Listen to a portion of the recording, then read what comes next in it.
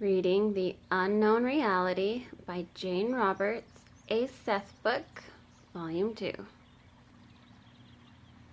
Okay, so we're in session 721, and this is going to be a long session with session notes, and it will likely be 2 videos. So I have some notes here I want to read you guys first.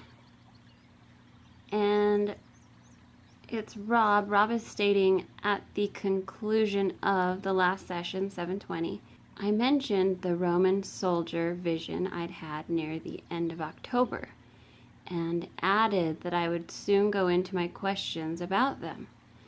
Before I could do so, however, I had another experience with psychic perception 3 days later, on November 16th, that led to more questions.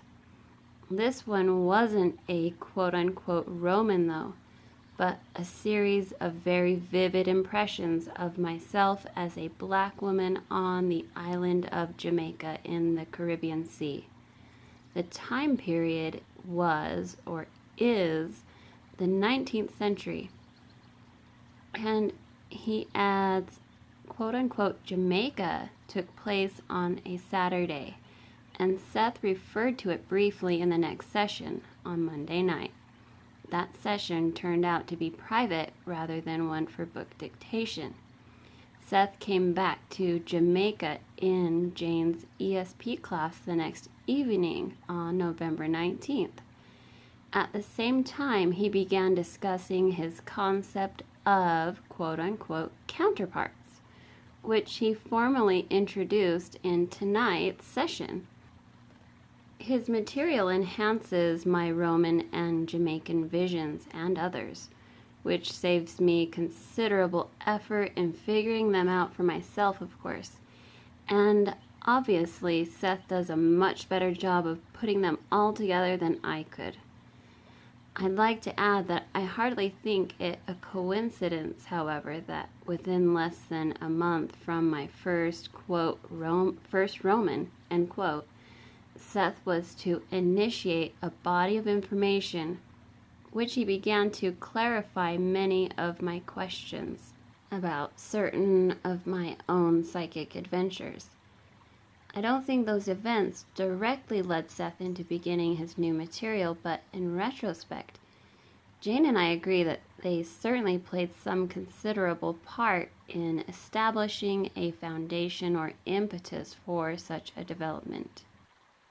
Alright, now going into actual Seth dictation. He states, when you look into a mirror, you see your reflection, but it does not talk back to you. In the dream state, you are looking into the mirror of the psyche, so to speak, and seeing the reflections of your own thoughts, fears, and desires. Here, however, the quote-unquote reflections do indeed speak and take their own form. In a certain sense, they are freewheeling in that they have their own kind of reality. In the dream state, your joys and fears talk back to you, perform, and act out the role in which you have cast them. If, for example, you believe that you are possessed of a great inner wealth, you may have a dream about a king in a fine palace. The king actually need not look like you at all, nor need you identify him in the dream. Symbolically, however, this would represent one way of expressing your feelings. Inner wealth would be interpreted here in the same terms as worldly luxury. The dream, once created, would go its own way. If you have conflicts over the ideas connected with good and evil or wealth and poverty, then the king might lose his lands or goods, or some catastrophe might befall him. If you suspect that abundance is somehow spiritually dangerous, then the king might be captured and punished. All kinds of other events might be involved, groups of people, for example, representing bands of quote-unquote rampaging desires. The entire drama would involve the quote-unquote evolution of an emotion or belief. In the dream state, you set it free and see what will happen to it, how it will develop, where it will go. The reflections of your ideas and intimate emotions are then projected outward in a rich drama. You can observe the play, take a role in it, or move in and out of its acts as you prefer. You will use your own private symbols. These represent your psychic shorthand. They are connected with your personal creativity. So dream books will not help you in deciphering those meanings if they attach a specific significance to any given symbol. Symbols themselves change. If you had before you your entire dream history and could read, as in a book, the story of all of your dreams from birth, you would discover that you changed the meaning of your symbols as you went along, or as it suited your purposes. The content of a dream itself has much to do with the way you employ any given symbol. The king, for example, may be at one time the symbol of a great inner wealth. He may be kindly but poor, signifying the idea that wealth does not necessarily involve physical goods. He might at another time appear as a dictator, cruel and overbearing, where he would represent an entirely different framework of feeling and belief. He might show himself as a young monarch, signaling a belief that, quote, youth is king, end quote. At various times in history, the same image has been used quite differently. When people are fighting dictatorial monarchs, then often the king appears in dreams as a despicable character to be booted and rooted out. Whether or not you remember your dreams, you are educating yourself as they happen. You may suddenly, quote-unquote, awaken while still within the dream state, however, and recognize the drama that you have yourself created. At this point, you will understand the fact that the play, while seeming quite real, is, to a certain extent, hallucinatory. If you prefer, you can clear the stage at once by saying, quote, I do not like this play, and so I will create it no longer, end quote. You may then find yourself facing an empty stage, become momentarily disoriented at the sudden lack of activity, and promptly begin to form another dream play more to your liking. If, however, you pause first and wait a moment, you can begin to glimpse the environment that serves as a stage, the natural landscape of the dream reality. In waking life, if you want to disconnect yourself from an event or place, you try to move away from it in space. In dream reality, events occur in a different fashion, and places spring up about you. If you meet with people or events not of your liking, then you must simply move your attention away from them, and they will disappear as far as your experience is concerned. In physical reality, you can move fairly freely through space, but you do not travel from one city to another, for example, unless you want to. Intent is invoked. This is so obvious that its significance escapes you, but it is intent that moves you through space, and that is behind all of your physical locomotion. You utilize ships, automobiles, trains, airplanes because you want to go to another place, and certain vehicles work best under certain conditions. In the waking state, you travel to places. They do not come to you. In dream reality, however, your intent causes places to spring up about you. They come to you instead of the other way around. You form and attract quote-unquote places, or a kind of inner space in which you then have certain experiences. This inner space does not quote-unquote displace normal space or knock it aside, yet the creation of a definite inner environment or location is concerned. For those of you who are curious, try this experiment. Okay, before I give you practice element 15, I want to tell you guys something.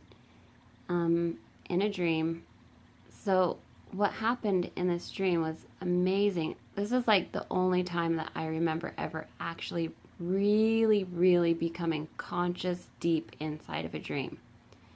So there's a series of things that happened, and I can't go into it all because it would take too long, but I became conscious and I heard myself talking to my dreaming self, which there was like I was barefoot and there was a chain link fence and I was running and it was dark and it was my old neighborhood and there was a fence and I needed to get over this fence for who knows why, but I needed over it and I heard myself, another me, literally say to me, Amanda, all you have to do is think yourself over the fence and you will be.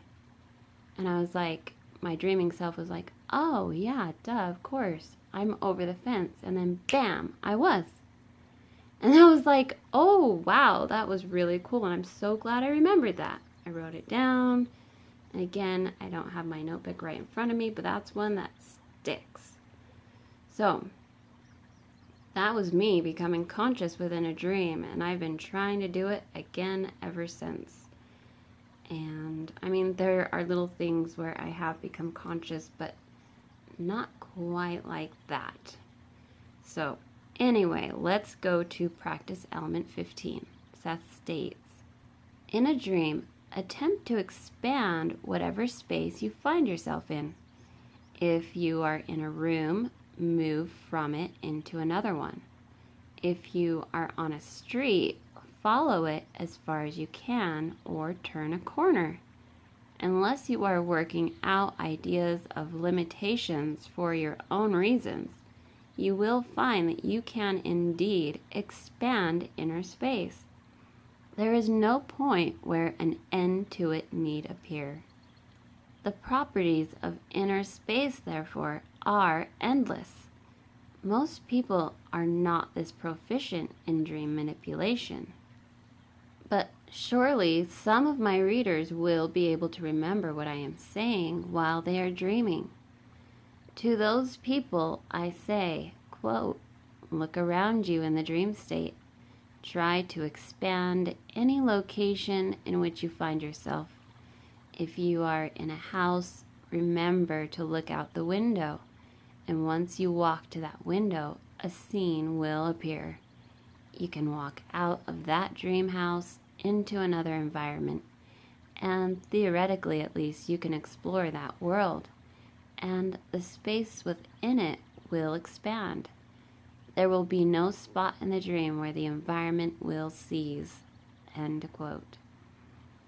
Now, what you think of as exterior space expands in precisely the same manner. In this respect, dream reality faithfully mirrors what you refer to as the nature of the exterior world. Earth experience, even in your terms, is far more varied than you ever consciously imagine. The intimate life of a person in one country with its culture is far different from that of an individual who comes from another kind of culture, with its own ideas of art, history, politics, or religion or law. Because you focus upon similarities of necessity, then the physical world possesses its coherence. There are unknown gulfs that separate the private experience of a poor Indian, a rich Indian, a native in New Guinea, an American tailor, an African nationalist, a Chinese aristocrat, an Irish housewife. These differences cannot be objectively stated. They bring about qualitative differences, however, in the experience of space and time. There are jet travelers and those who have never seen a train, so your own system of reality contains vast contrasts. The dream state, however, involves you with a kind of communication that is not physically practical, for there no man or woman is caught without a given role. No individual's idea in the dream state are limited by his or her cultural background or physical experience. Even those who have never seen an airplane can travel from place to place in the twinkling of an eye, and the poor are fed, the ignorant are wise, the sick are well. The creativity that may be physically hampered is expressed. It is true that the hungry man awakening is still hungry. The ill may awaken no healthier than they were before. In deep terms, however, in the dream state, each person will be working out his or her own problems or challenges. Dreaming, a person can cure himself or herself of a disease, working through the problem that caused it. Dreaming, the hungry individual can discover ways to find food or to procure the money to buy it. Dreaming is a practical activity. If it were understood as such, it would be even more practical in your terms. Animals also dream, for example, and whole herds of starving animals will be led by their dreams to find better feeding grounds. In the same way, the dreams of starving people point toward the solution of the problem. Such data are largely ignored, however.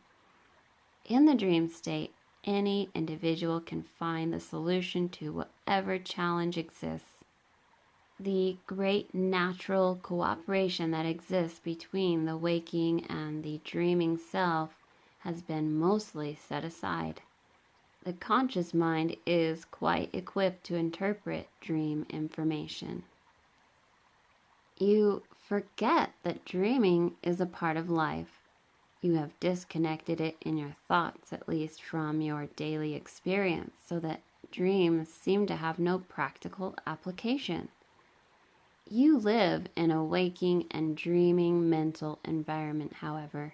In both environments, you are conscious. Your dream experience represents a pivotal reality, like the center of a wheel. Your physical world is one spoke. You are united with all of your other simultaneous existences through the nature of the dream state. The unknown reality is there presented to your view, and there is no biological, mental, or psychic reason why you cannot learn to use and understand your own dreaming reality. In your dreams, in your terms, you find your personal past appearing in the present. So, in those terms, the past of the species also occurs. Future probabilities are worked out there also, so that individually and en masse the species decides upon its probable future. There is a feeling held by many that a study of dream reality will lead you further away from the world you know. Instead, it would connect you with that world in most practical terms. I said that inner space expands, but so does inner time. Those of you who can remember, try the following experiment. Now, I gotta stop here, but The next video will have practice element 16. Real quick, those who can't wait, quickly pause. I'm going to go through this really fast. Quickly pause, read. Quickly pause and read. And obviously there's a lot more that goes with this, but you can quickly pause and read. And then just check back for the next video, okay?